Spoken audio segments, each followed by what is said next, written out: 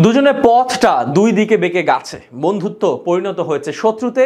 কথা তো দূরে থাক, যেন মুখ দেখা দেখি বন্ধ। এক সময়ে গলায় গলায় দোস্তি থাকা সাকিব তামিমের সম্পর্কটা আজ এমনই সাপে নেউড়ে হয়ে গেছে। এই কথাটাও পুরনো, তবে কেন এমন হলো, কেন বন্ধুত্ব হয়ে গেল শত্রু?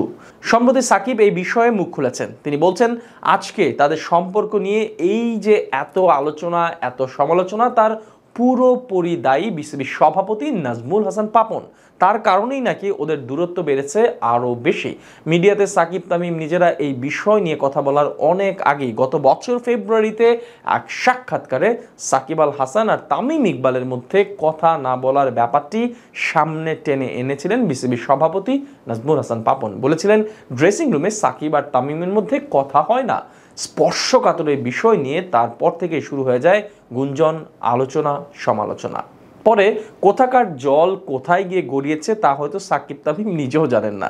তাদের এই বৈরী সম্পর্কের কারণে দেশের ক্রিকেট পাড়ায় নোংরামিও ছড়িয়েছে বেশ, যেন ওপেন সিক্রেট ব্যাপার। তামিমের ক্যাপ্টেন্সি ছাড়া দল থেকে তার অবসর নেয়া সবই নাকি সাকিবের সাথে তিক্ত সম্পর্কের কারণে। আর 2023 ওয়ানডে বিশ্বকাপ তো রীতিমতো বিশ্রীকাণ্ড ঘটিয়ে দিয়েছে। বলা হচ্ছে শুধুমাত্র সাকিবের চাওয়াতেই নাকি বিশ্বকাপ দল থেকে বাদ পড়েছিলেন তামিম ইকবাল। ব্যাপারটা গুঞ্জন পর্যন্ত থাকলেও ঠিক থাকতো, কিন্তু বিশ্বকাপে যাবার আগে সাকিব যখন একটা টেলিভিশনের সাক্ষাৎকারে তামিমকে ভালো টিমম্যান বলে আপত্তি জানান, তখন ব্যাপারটা স্পষ্ট হয়ে যায় ক্রিকেট প্রেমীদের কাছে।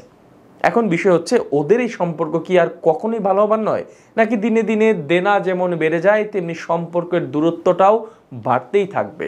দূরত্ব বাড়ুক কিংবা নাই বা বাড়ুক, এই সম্পর্ক যে আর ঠিক হচ্ছে না, আগের মতো হচ্ছে না, তা সাকিবের কথাতে স্পষ্ট হয়ে গেছে আরও একবার।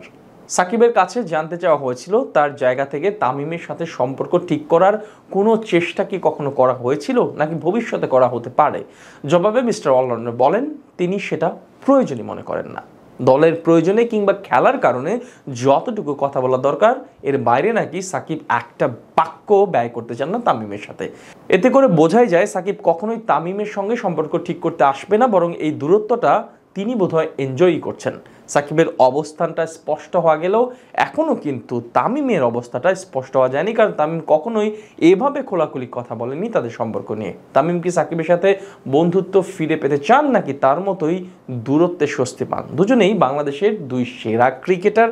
ওদের এমন বিপরীতমুখী অবস্থান দেশের ক্রিকেটের জন্য কখনোই মঙ্গল বয়ে আনতে পারে না, বরং উই পোকার মতো ক্রিকেটের ক্ষতি করে যাচ্ছে, ধ্বংস হচ্ছে। ওদের এমন সম্পর্ক যার প্রভাব পড়ছে ওদের ব্যক্তিগত পারফরমেন্সেও, আরও বড় পরিসরে চিন্তা করতে গেলে দেশের ক্রিকেটে। কোনোভাবেই দেশের এই দুই ক্রিকেটারের শেষ অধ্যায়টা এতটা সাদা মাটা হোক, সেটা কারোরই কাম্য ছিল না। ওরা যেমন রঙিন ফানুস উড়িয়ে দেশের ক্রিকেটে আগমন ঘটিয়েছিলেন, ঠিক তেমনি বর্ণালী আলোক ছটাতেই ওদের বিদায় হবে, এমনটাই ছিল সকলের কাম্য। এখন সাকিব আর তামিম নিজেরা বুঝলেই হয়, কেননা নিজের ভালো তো পাগলেও বোঝে।